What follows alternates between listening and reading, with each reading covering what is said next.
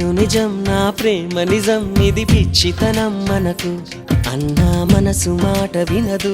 విన్నా అవును కాదు అనదు నీలో నా సంతకం చెరిపే వీల్లేదుగా నాలో నీ జ్ఞాపకం కరిగే కల కాదుగా నువ్వు నేను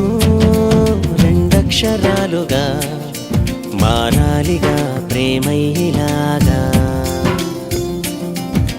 ప్రేమే అయినా ఇకపైన కొత్తగా మన పేరుగా పిలిపించుకోగా